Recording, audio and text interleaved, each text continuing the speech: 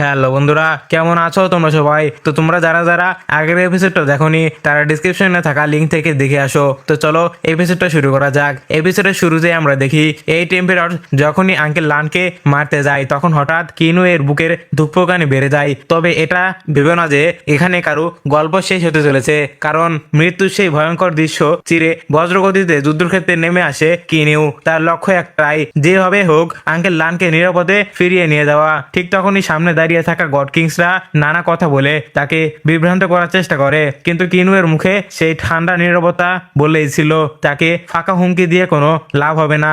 এই টেম্পেরর্স আজ যে সীমা অতিক্রম করেছে তার মূল্য এবার তাদের দিতেই হবে, কারণ এবার কিনু নিজে এমন এক রূপ দেখাতে চলেছে যার কল্পনা কেউ করতে পারবে না। সে শান্ত চোখে শুধু দেখতে চাইছিল এই কাপুরুষগুলোর মধ্যে আদৌ কোনো সাহস আছে কিনা যে তারা তার হাত থেকে এই পবিত্র আতসিল ছিনিয়ে নেওয়ার স্বপ্ন দেখতে পারে। আর পরের মুহূর্তেই কিনু নিজে সেই রহস্যময় ও ধ্বংসাত্মক শক্তি সম্পূর্ণভাবে আনলিশ করে। সেই অসীম শক্তির উপস্থিতি অনুভব করতেই সেখানে থাকা বড় বড় গড কিংদের পায়ের নিচে থেকে মাটি সরে যায়। সবাই আতঙ্কে হতবাক হয়ে যায়, কারণ এই মুহূর্তে কিনুর ভেতর থেকে যে শক্তি বের হচ্ছিল সেটা এই গ্রেট এম্পেররের কল্পনা চাইতেও কয়েক গুণ বেশি শক্তিশালী। সত্যি বলতে এই গ্রেট এম্পেরর আগেই জানতো কিনুকে শত্রু বানানোর ফল কতটা ভয়ঙ্কর হতে পারে। তবে সেই ভয়ঙ্কর শক্তি দেখে এম্পেরর হুয়াংফু পুরো শরীরে একদম কেঁপে ওঠে। সে বুঝে গিয়েছিল যদি এখনই তারা না থামে তাহলে এই বোকামের জন্য তারা শুধু নয়, তাদের পুরো বংশই একেবারে নির্বংশ হয়ে যাবে। এই ভয়ঙ্কর আতঙ্কের মাঝেই নিজের বাকি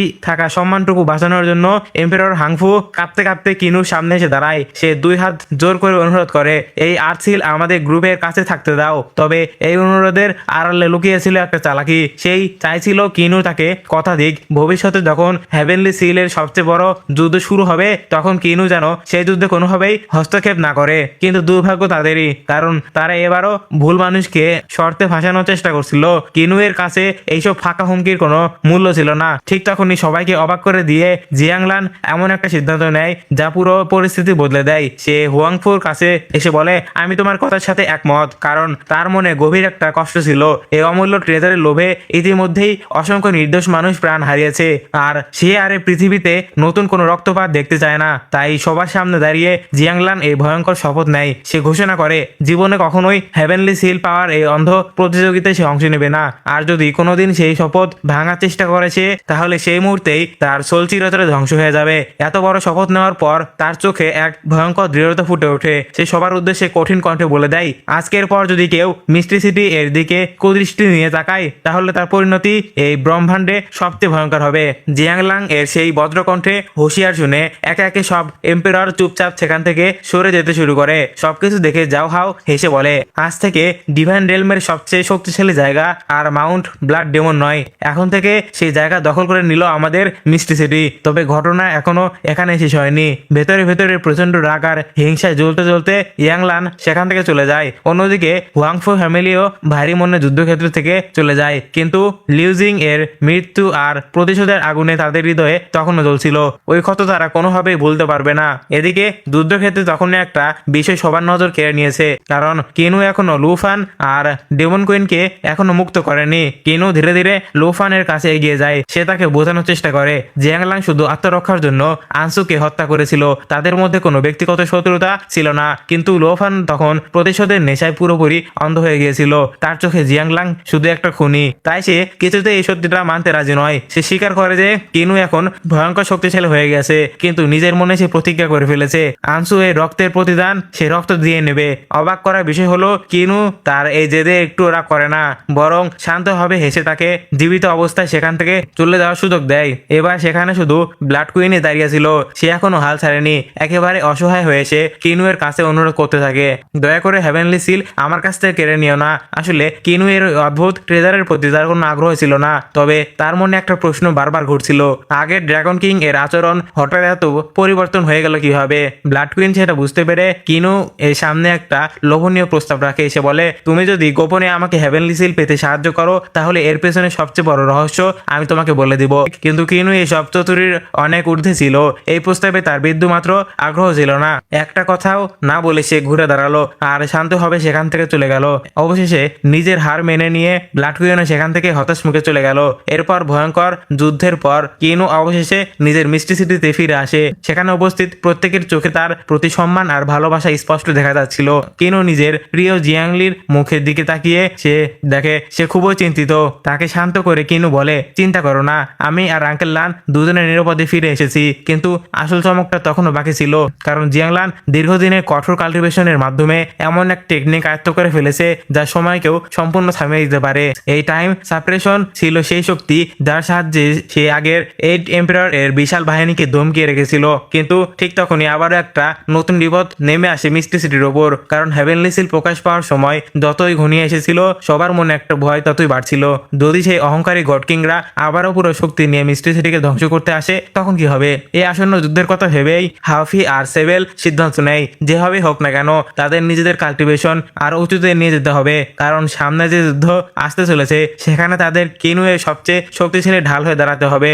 এরপর হাফি দৃঢ় সংকল্প করে, তারপর সে ক্লোজ ডোর ট্রেনিং এ চলে যায়, কারণ জিয়াংলাং যখন টাইম সাপ্রেশন ব্যবহার করেছিল তখন সেবেল তার তীক্ষ্ণ পর্যবেক্ষণে ল অফ টাইমের এক গভীর রহস্য বুঝে ফেলেছিল। আর এটা হওয়ার স্বাভাবিক ছিল, কারণ শুরু থেকেই সেবেল এর বিদ্যুতিক শর্ট টেকনিক সময়ের এই গোপন নিয়মগুলোর ওপর ভিত্তি করে তৈরি হয়েছিল। গুহায় ঢোকার আগে সেবেল সরাসরি কিনুয়ের চোখের দিকে তাকিয়ে ধীরে কণ্ঠে বলে, আমি যখন এই গুহা থেকে বের হব তখন দেখবে আমি একজন গড কিং হয়ে বের হব। কয়েক মুহূর্তের মধ্যেই চারপাশ পুরো নীরব হয়ে যায়। সবাই চলে যাওয়ার পর কিনু একা দাঁড়িয়ে জিয়াংলির কথা ভাবতে থাকে। এরপর সে জিয়াংলির কাছে গিয়ে এমন এক সত্য জানায় যা পুরো ব্রহ্মাণ্ড কাঁপিয়ে দিতে পারে। কিনু শান্ত গলায় জিয়াংলিকে বলে, খুব শীঘ্রই আমার নতুন ইউনিভার্সের সেকেন্ড লেয়ার সম্পূর্ণ গঠিত হয়ে যাবে, আর সেই গুরুত্বপূর্ণ সময়ে আমাকেও দীর্ঘ সময়ের জন্য গোপন কাল্টিভেশনে যেতে হতে পারে। জিয়াংলি এক মুহূর্ত দ্বিধা করলো না। সে কিনু এর চোখের দিকে তাকিয়ে মুচকে হেসে বলল, তুমি নিশ্চিতভাবে চলে যাও, বাইরে সবকিছু আমি নিজে সামলে নিব। ঠিক তখনই ছোট্ট কিনচুয়াং দৌড়ে এসে বাবাকে জড়িয়ে ধরে কান্নায় ভেঙে পড়ে। তার চোখে জল যেন বারবার বলছিল সে আর কখনো তার বাবাকে এমন ভয়ঙ্কর বিপদের মুখে হারাতে চায় না, কারণ আগের যুদ্ধের সময় এই ছোট্ট ছেলেটা ভয়ে পুরোপুরি কেঁপে উঠেছিল। তার মনে সেই নিষ্ঠুর গডকিংদের প্রতি প্রচন্ড ঘৃণা জন্মেছিল, যারা বারবার তার বাবা আর দাদার প্রাণ নেওয়ার চেষ্টা করে। তবে সবচেয়ে বড় কষ্ট ছিল অন্য জায়গায়। কিনচুয়াং নিজেকেই দুর্বল মনে করেছিল। তার বিশ্বাস ছিল সে যদি তার বড় ভাইয়ের মতো শক্তিশালী হতো তাহলে আজকে তার বাবাকে একটু হলেও সাহায্য করতে পারত। ছেলের কথা শুনে কিনুয়ের বুক কেঁপে ওঠে। সে নিজের ছেলেকে বুকে জড়িয়ে আদর করে বলল, পুরো পৃথিবী যদি আমার বিরুদ্ধে দাঁড়িয়ে যায় তবুও তোমার বাবা সবসময় তোমার সামনে ঢাল হয়ে দাঁড়িয়ে থাকবে। কিন্তু কিনচুয়াং এর চোখে তখন অন্যরকম একটা জেদ। সে কারো ছায়ায় বাঁচতে চায় না। সে নিজে একদিন শক্তিশালী হয়ে নিজের পরিবারকে রক্ষা করতে চায়। একজন বাবা হিসেবে কিনু গভীর চিন্তায় পড়ে যায়, কারণ সে জানতো কিনচুয়াং এর ট্যালেন্ট খুব সাধারণ। তাকে শক্তিশালী বানানো মোটেও সহজ হবে না। এইসব ভাবনা শরীরে রেখে কিনু আবার নিজের সবচেয়ে গুরুত্বপূর্ণ কাজে মনোযোগ দেয়। সে নিজের নতুন ইউনিভার্সের সেকেন্ড লেয়ার তৈরি করার জন্য গভীর কাল্টিভেশনে ডুবে যায়। ধীরে ধীরে নিজের সমস্ত শক্তি এক জায়গায় কেন্দ্রীভূত করে সে সেই নতুন ইউনিভার্সের দ্বিতীয় স্তরের উপস্থিতি অনুভব করতে শুরু করে। কিন্তু সামনে যে পথ ছিল সেটা মোটেও সহজ হবে না, বরং সেটা ছিল ভীষণ জটিল আর বিপদে ভরা। কারণ খুব শীঘ্রই কিনু বুঝতে পারে প্রতিটি এন্টিটি এর নিজস্ব আলাদা নিয়ম আছে, অর্থাৎ এই ভিন্ন ভিন্ন শক্তিকে একসঙ্গে মিশিয়ে একটা সম্পূর্ণ ইউনিভার্স তৈরি করা প্রায় অসম্ভব। একটুও ভুল হলে সবকিছু ধ্বংস হয়ে যেতে পারে। এ কারণে কিনু দোটানায় পড়ে যায়। সে বুঝতেই পারছিল না কিভাবে এই তিনটি আলাদা জগৎকে একত্র করে একটা পূর্ণাঙ্গ ইউনিভার্সে পরিণত করবে। আর ঠিক তখনই গল্পে আসে একটা বিশাল মোড়। একদিকে কিনু নিজের কাল্টিভেশনে ব্যস্ত ছিল, অন্যদিকে অন্ধকার গুহার ভেতরে সেবেল সম্পূর্ণ মনোযোগ দিয়ে ল অফ টাইমের রহস্য নিজের মনে ধারণ করার চেষ্টা করছিল। দেখে মনে হচ্ছিল দূরে থেকে কিনু যেন সবসময় সেবেলের এই কঠিন ট্রেনিং এর উপর নজর রাখছে। সময়ের এই জটিল নিয়মগুলো বোঝার সাধারণ কারোর পক্ষে সম্ভব নয়, কিন্তু সেবেলের অদম্য ইচ্ছাশক্তির সামনে সে অসম্ভব ধীরে ধীরে সম্ভব হয়ে উঠতে থাকে। সে একে একে সেই সব প্রশ্নের উত্তর খুঁজে পেতে শুরু করে যেগুলো রহস্য সে এতদিন ধরে জানতে পারছিল না। অন্যদিকে কিনু এর ইউনিভার্স এর ভেতরে শুরু হয়ে যায় এক বিশাল পরিবর্তন। সে নিজের ইউনিভার্সের মধ্যে তিনটি নতুন রিয়েলম তৈরি করে। বাইরে থেকে দেখলে মনে হচ্ছিল তিনটি আলাদা রিয়েলম একে অপরের উপর পুরোপুরি আলাদা হয়ে আছে, কিন্তু বাস্তবে তারা একে অপরের শক্তিকেই সম্পূর্ণ করছিল। তাই এই তিনটি রিয়েলমই ভবিষ্যতের শক্তির জন্য একদম নিখুঁত ভিত্তি হয়ে উঠতে চলেছে। এখন এই তিনটি রিয়েলমের মধ্যকার সব বিভাজন দূর করে সেগুলোকে একসঙ্গে যুক্ত করার জন্য মাত্র একটি পথ বাকি ছিল, আর সেটা হলো ইউনিভার্স ইউনিফেকশন। কিনু এর হিসাব অনুযায়ী একবার যদি এই নতুন ইউনিভার্স ডিভাইন রিয়েলম লেয়ার পুরোপুরি সম্পূর্ণ হয়ে যায় তাহলে তার নতুন ইউনিভার্স শতভাগ পূর্ণ হয়ে যাবে। দীর্ঘ সময়ের কঠোর কাল্টিভেশনের পর অবশেষে কিনু সম্পূর্ণভাবে ল অফ টাইমের অসীম শক্তিকে নিয়ন্ত্রণ করতে সক্ষম হয়। এই ব্রেক থ্রু এর পর তার মুখে তৃপ্তির হাসি ফুটে ওঠে, কারণ সে বুঝতে পেরেছিল তার নতুন ইউনিভার্সের ভেতরে সময় সময়ের শক্তি এখন এক নতুন স্তরে পৌঁছে গেছে। আর এই বিশাল সাফল্যের ফলে কিনু অবশেষে টাইম সাপ্রেশন টেকনিকও ব্যবহার করার যোগ্য হয়ে ওঠে। তবে এখানে একটা বড় রহস্য রয়ে গিয়েছিল, তার টাইম সাপ্রেশন আঙ্কেল লান বা অন্য গডকিংদের মতোই হবে নাকি সম্পূর্ণ আলাদা? এই প্রশ্ন এখনো কারো জানা ছিল না, কারণ কিনু নিজে অনুভব করেছিল তার নতুন শক্তির মধ্যে এমন কিছু আছে যা তার সবার থেকে আলাদা করে তুলছে তাকে। দৃশ্য তখন পাল্টে যায়, সবাই নজর গিয়ে পড়ে সেবেলের দিকে। তখন দীর্ঘ কাল্টিভেশনের পর সে ধীরে ধীরে সেই রহস্যময় ডিমেনশনের ভেতর থেকে বাইরে বেরিয়ে আসে, আর তাকে দেখেই সবাই হতবাক হয়ে যায়, কারণ সে আগের তুলনায় অনেক বেশি শক্তিশালী হয়ে গেছিল। অবশেষে সেবেল সফলভাবে গডকিং রিয়েলমে ব্রেকথ্রু করে ফেলেছে। সে আত্মবিশ্বাসের সঙ্গে নিজের নতুন শক্তি সবার সামনে প্রকাশ করে। এ দৃশ্য দেখে পুরো মিষ্টি সিটি আনন্দে ভরে ওঠে, কারণ এতদিনের কঠোর পরিশ্রমের ফল সে অবশেষে পেয়ে গিয়েছে। কিন্তু সে আনন্দ বেশিক্ষণ স্থায়ী হলো না। হঠাৎ করেই আকাশের রং বদলে যেতে শুরু করলো। মুহূর্তের মধ্যে আকাশ জুড়ে দমে উঠলো বিশাল ট্রিবুলেশন লাইটনিং। এত ভয়ঙ্কর ট্রিবুলেশন একসঙ্গে নেমে আসবে সেটা কেউ কল্পনা করতে পারেনি, কারণ ইতিহাসে এই প্রথম একদিনে একসঙ্গে দুইজন গড কিং জন্ম নিয়েছে। এ দৃশ্য দেখে কিনু এর কৌতূহল জেগে ওঠে। সে ভাবতে থাকে দ্বিতীয় সেই ব্যক্তি কে, যে আসলে এই মুহূর্তে গড কিং রেলমে পৌঁছে গিয়েছে। এক মুহূর্ত দেরি না করে সে নিজের ডিভাইন সেন্স ছড়িয়ে তাকে খুঁজতে শুরু করে, আর তখনই সত্যিটা সামনে চলে আসে। সে আর কেউ নয়, ঠান্ডা সিটি সে পুরনো শত্রু জু জিয়ান। এই মুহূর্তে জু জিয়ান আনন্দে আত্মহারা, কারণ সে সাফল্যে ব্রেকথ্রু করে গড কিং রেলমে পৌঁছে গেছে। নিজের ছেলের এই অসাধারণ সাফল্য দেখে জু হাও এর মুখে গর্বের হাসি ফুটে ওঠে। গোপন কাল্টিভেশন শেষ করে বাইরে আসতেই জু জিয়ান চারদিকে তাকিয়ে প্রশ্ন করে, বড় চাচা, ছোট চাচা আর আমার কাজিনরা কোথায়? আমার এত বড় সাফল্যে কেউ আমাকে অভিনন্দন জানাতে আসেনি কেন? এই প্রশ্ন শুনতেই জু হাও এর মুখে হাসি মিলিয়ে যায়। ভরাক্রান্তে কণ্ঠে সে এমন একটা সত্য জানায় যা শুনে জু জিয়ান এর মাথায় যেন আকাশ ভেঙে পড়ে। সে বলে, বাবা শোনো, এখন এই পুরো ঠান্ডা সিটিতে শুধুমাত্র আমি আর তুমি বেঁচে আছি, তাছাড়া সবাই মারা গেছে। আমাদের পুরো ফ্যামিলিকে সেই কিনু নির্মমভাবে হত্যা করেছে। এই ভয়ঙ্কর খবর শুনে জু জিয়ান পুরোপুরি স্তম্ভ হয়ে যায়, কারণ তার কাছে তার বড় চাচা অন্য সবার মতো সাধারণ কাল্টিভেটর ছিল না, তারা ছিল এই ব্রহ্মাণ্ডের সবচেয়ে শক্তিশালী যোদ্ধাদের মধ্যে অন্যতম। এরপর জু হাও আর এক মুহূর্ত দেরি করলো না। সে নিজের স্মৃতিতে থাকা সেই ভয়ঙ্কর যুদ্ধের পুরো দৃশ্য সরাসরি জু জিয়ানের মনের ভেতরে পৌঁছে দেয়, যাতে সে নিজের চোখে সব দেখতে পারে কি নির্মমভাবে তাদের পরিবারের সবাইকে হত্যা করা হয়েছিল। শুধু তাই নয়, এই মুহূর্তে কিনু এর যে শক্তি ছিল সেটা আজুরা গড কিং এর শক্তিকেও অনেক আগে ছাড়িয়ে গেছে। তাই বাস্তবতা হলো এই মুহূর্তে জু হাও আর জু জিয়াং দুজন একসাথে লড়লেও কিনু এর একটি চুলও বাঁকা করতে পারবে না। এই তিক্ত সত্যটা জু জিয়ান মেনে নিতে পারলো না। তার মনে একটা প্রশ্ন থেকে গেল, তার দাদু এখন পর্যন্ত কিনু এর বিরুদ্ধে কোনো পদক্ষেপ নিলেন না কেন? এই প্রশ্নের উত্তর জানতেই বাবা ছেলে দুজন মিলে সঙ্গে সঙ্গে তাদের দাদুর কাছে চলে যায়। সেখানে পৌঁছানোর পর দাদু জু নিজের নাতিকে গড কিং রেলমে ব্রেকথ্রু করার জন্য অভিনন্দন জানায়, কিন্তু জু জিয়ান আর নিজেকে সামলাতে পারেনি। সে রাগে ফেটে উপরে বলে, দাদু, আমাদের পুরো ফ্যামিলি শেষ হয়ে গেল, এত কিছু হওয়ার পরও আপনি এখনো কিছু করেননি কেন? ছেলের এই রুর ব্যবহার দেখে জু হাও সঙ্গে সঙ্গেই ক্ষমা চায়, কিন্তু বৃদ্ধ জৌ একটু রাগ করেনি, কারণ তিনি জানতেন তার নাতির এই রাগ শুধু ব্যক্তিগত নয়, এটা পুরো ঠান্ডার সিটির অপমান আর প্রতিশোধের জন্য। তিনি শান্তভাবে বললেন, যেদিন সেলেস্টিয়াল এক্সাল্টেড মাউন্টেন প্রকাশ পেয়েছিল সেদিন থেকেই আমাদের ওপর অনেক নিয়ম আর সীমাবদ্ধতা চাপিয়ে দেওয়া হয়েছে, তাই আমরা ইচ্ছা করলেও এখন কিছু করতে পারছি না, কিন্তু সঠিক সময় এলে আমরা জিয়াংফাংকে সাহায্য করব, আর সেই সুযোগেই কিনু এর গল্প চিরতরে শেষ করে দিব। একথা বলেই বৃদ্ধ যাও নিজের ঝকঝকে শট বের করলেন। তার চোখে তখন স্পষ্ট হত্যার আগুন জ্বলছিল।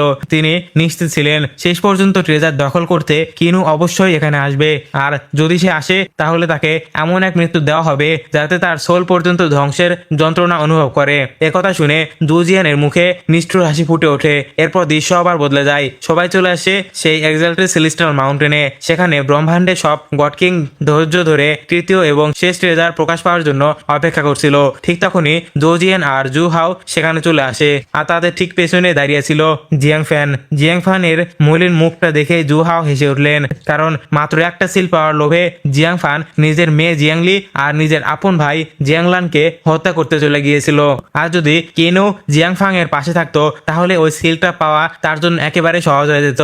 এই অপমান শুনে জিয়াংফান ভীষণ রেগে গেলেও সে কোনো মতেই নিজের চাপ ঢেকে রাখে, কারণ সেলেস্টিয়াল এক্সাল্টেড হওয়ার লোভ তার মাথায় এতটাই চেপে গিয়েছিল যে সে সেই লক্ষ্য পূরণ করার জন্য যে কোনো পাপ করতে প্রস্তুত ছিল।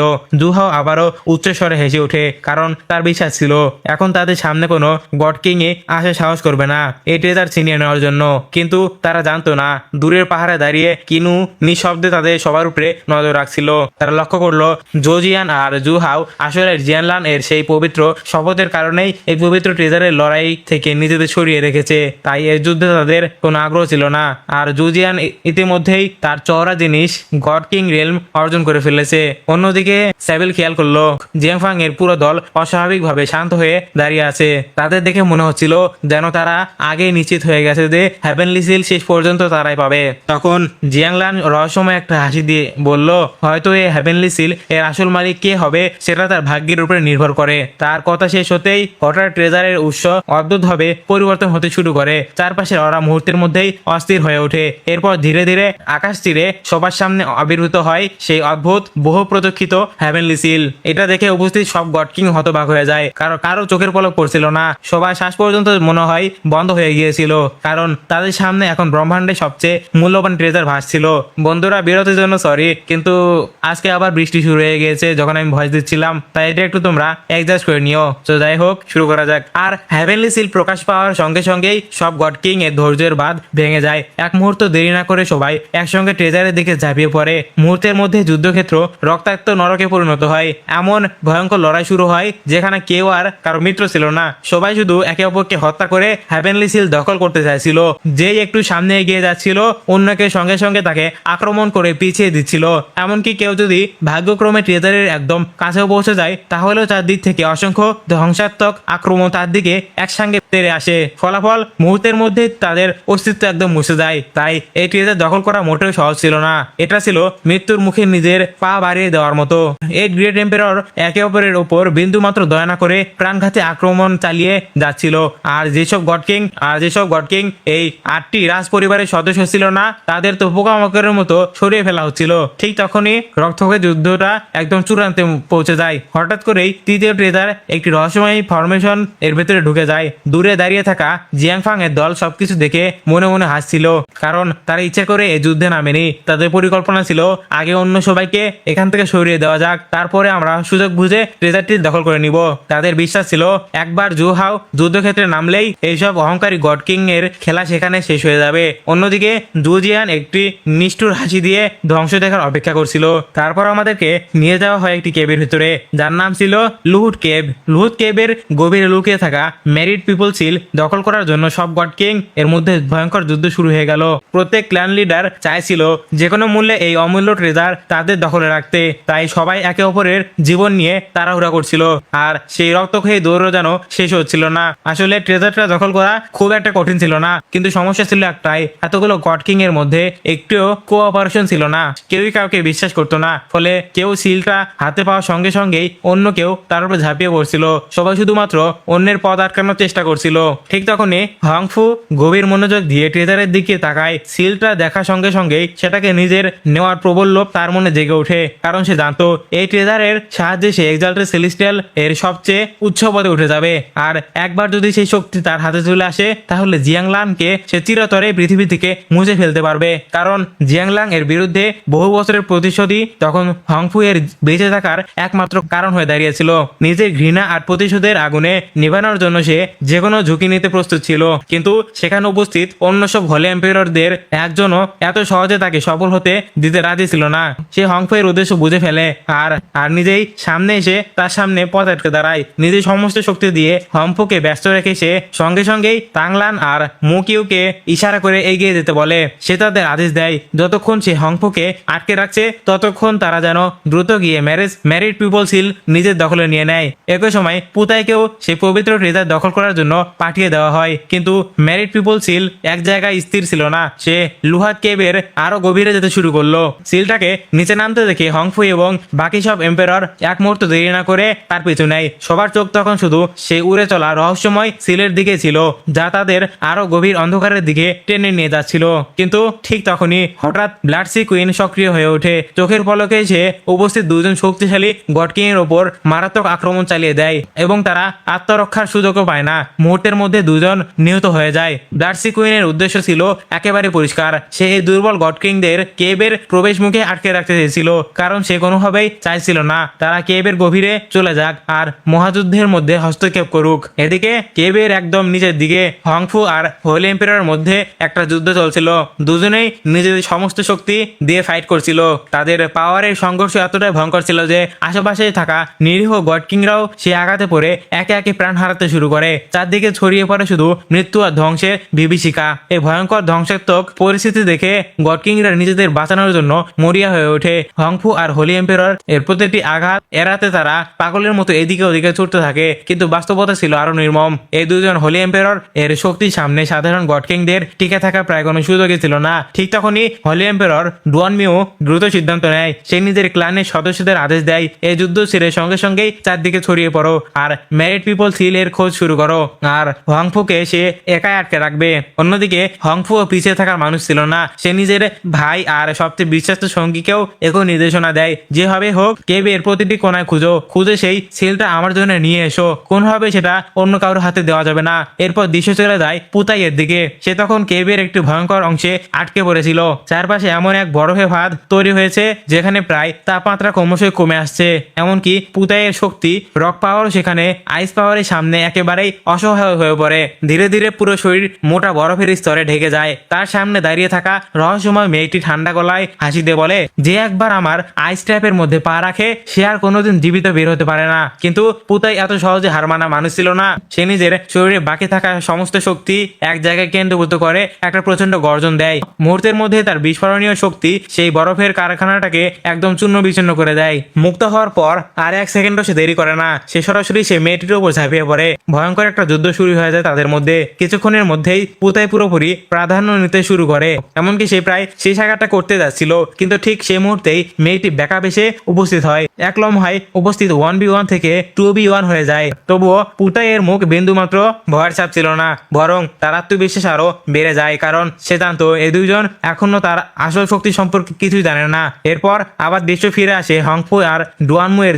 কাছে। হংফু এর গোল্ডেন সোর্ড পাওয়ার নিঃসন্দেহে ভয়ঙ্কর ছিল, কিন্তু হোলি এম্পেরর ডুয়ানমু এর সামনে সেই শক্তি যথেষ্ট ছিল না। ডুয়ানমু এর লাইট পাওয়ার এতটা শক্তিশালী ছিল যে হংফু এর প্রতিটি আক্রমণ খুব সহজে প্রতিহত করতে শুরু করেছিল। শান্ত গলায় ডুয়ানমু শেষবারের মতো বলে, হংফু এখনো সময় আছে, নিজের ধ্বংস ডেকে আনিস না, আত্মসমর্পণ কর। কিন্তু হংফু তখন প্রতিশোধে আর ক্ষমতার নেশায় অন্ধ হয়ে গিয়েছিল।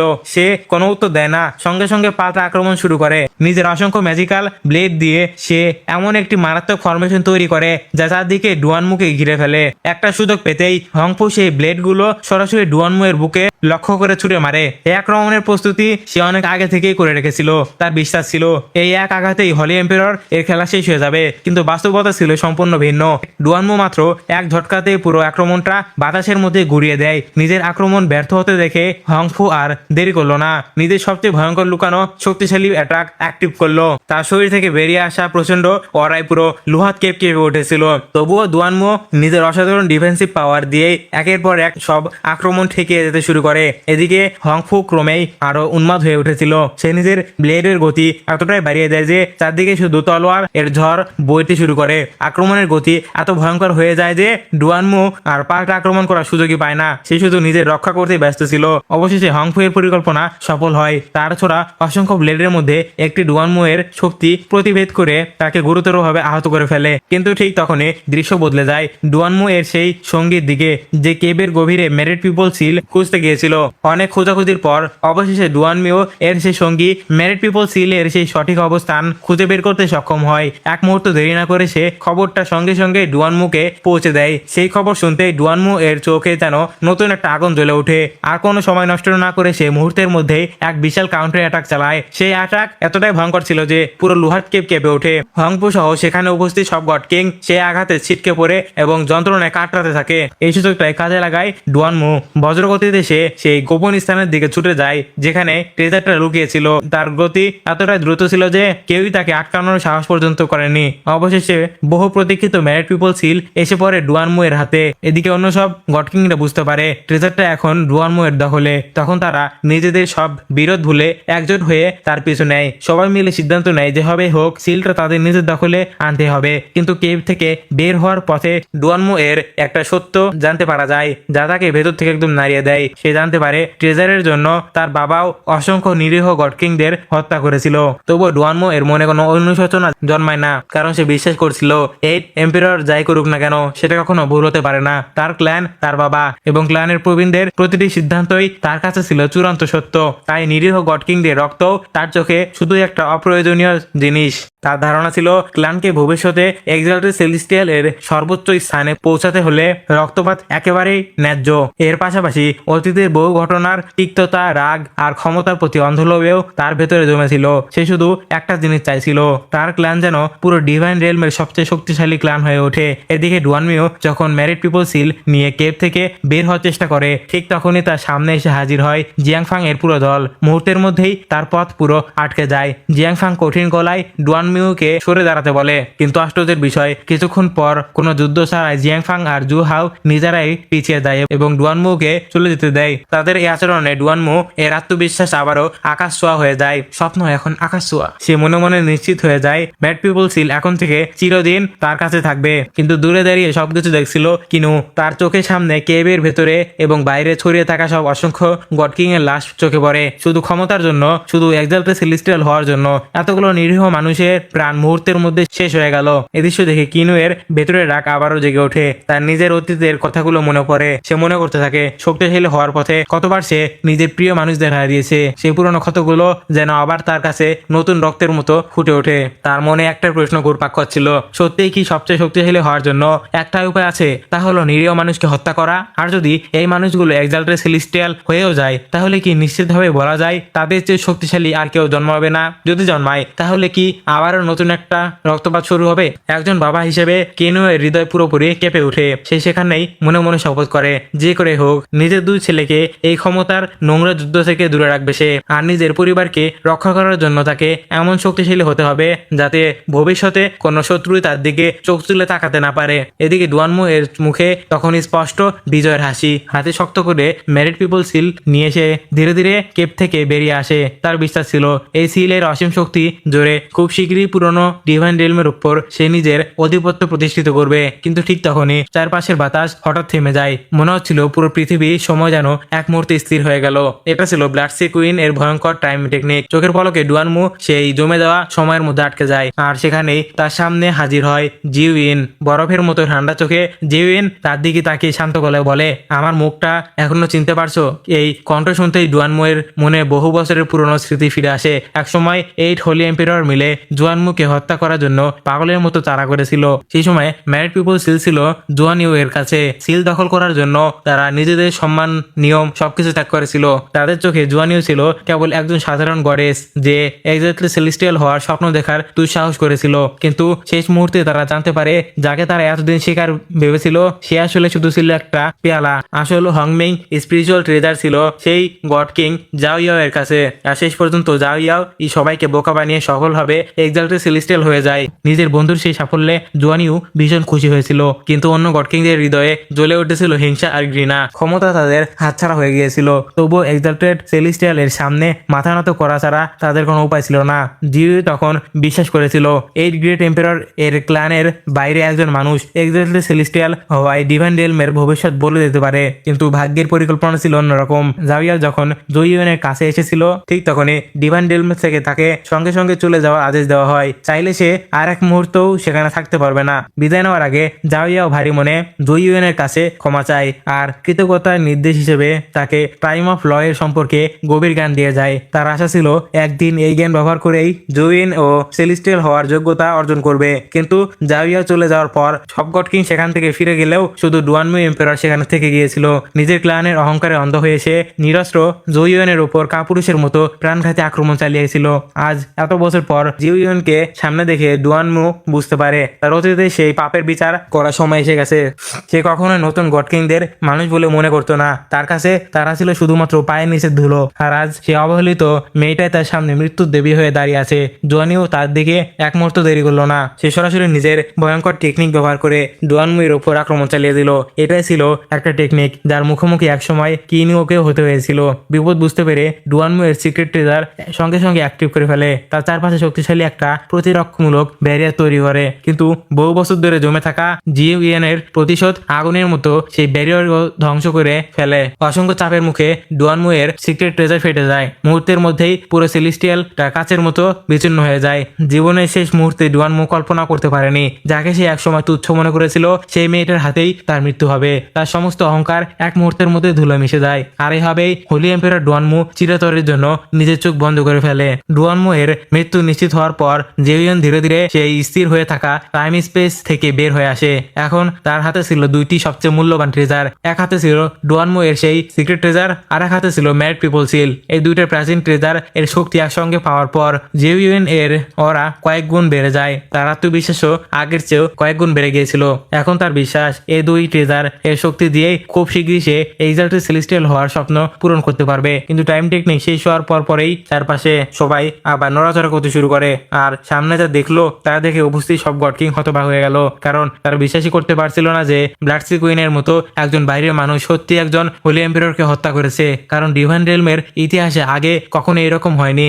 আজকে এই ঘটনা পুরো ডিভাইন রেলমের ইতিহাস বদলে দিল। কিন্তু ব্লাডসি কুইন সেখানে দাঁড়িয়ে থাকার মতো বোকামি করলো না। দুইটা ট্রেজার নিয়ে সঙ্গে সঙ্গে সে সেখান থেকে পালিয়ে যাওয়ার চেষ্টা করলো, কিন্তু কেবের বাইরে বের হতেই তার সামনে এসে দাঁড়ালো আজরা গড কিং লু ফ্যান। সে কোনো কথা না বলেই ব্লাডসি কুইনের ওপর একের পর এক ভয়ঙ্কর আক্রমণ চালাতে শুরু করে, কারণ এত মূল্যবান ট্রেজার সে কোনোভাবেই অন্য কারো হাতে যেতে রাজি ছিল না। তবে ব্লাডসি কুইনের মুখে তখন ভয়ের লেশ মাত্র ছিল না, বরং সে একটা হালকা হাসলো, কারণ নিজের স্পিড আর নতুন পাওয়া শক্তির উপর তার পূর্ণ বিশ্বাস ছিল।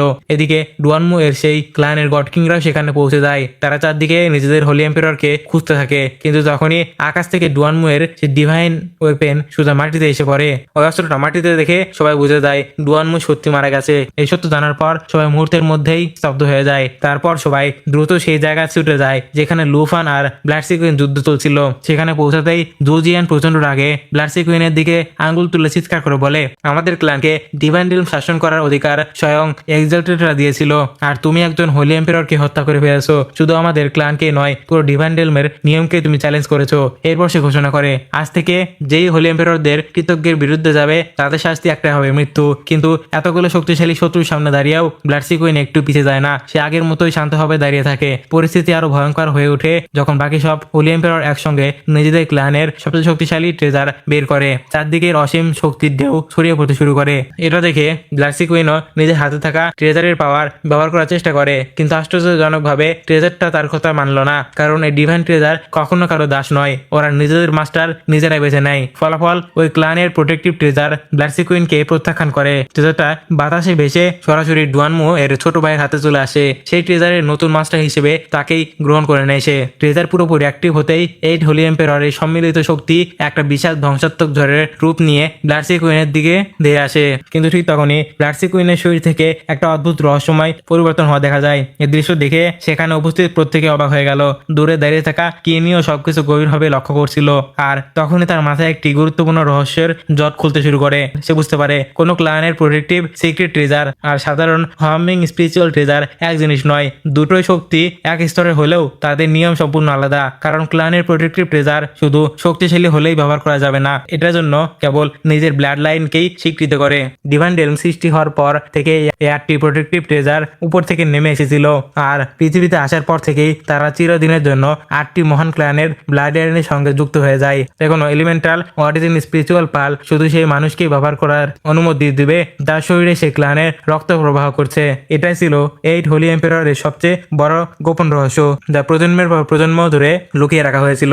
এই সত্য জানার পর কিনু সঙ্গে সঙ্গেই নিজের ছেলে কিনশিয়ের দিকে তাকিয়ে চমকে ওঠে, কারণ কিনশিয়ের কাছে থাকা ফায়ার অরিজিন স্পিরিচুয়াল পাল এর অরা আর গঠন সেই ক্লানের সিক্রেট ট্রেজারের সঙ্গে হুবহু মিলে যায়। তখন কিনুয়ের মনে হয় একের পর এক প্রশ্ন, যদি ব্লাড লাইন ছাড়াই ট্রেজার ব্যবহার করা না যায় তাহলে কিনশি এত সহজে ফায়ার অরিজিন স্পিরিচুয়াল পাল কিভাবে ব্যবহার করে? এই প্রশ্ন উত্তর জিয়াংলাং এর কাছেও ছিল না। তবে সে শুধু এতটুকু জানতো এই ডিভাইন পাওয়ার আর 8টি ব্লাড লাইনের মধ্যে নিশ্চয়ই কোনো এমন একটা গভীর সম্পর্ক আছে যার রহস্য এখনো প্রকাশ পায়নি। অন্যদিকে কিনুয়ের মাথায় তখন অসংখ্য প্রশ্ন ঘুরপাক খাচ্ছিল। হয়তো লুহাত কেবের সেই যুদ্ধ শেষ হওয়ার পরই সেই রহস্যগুলোর উত্তর সামনে আসবে।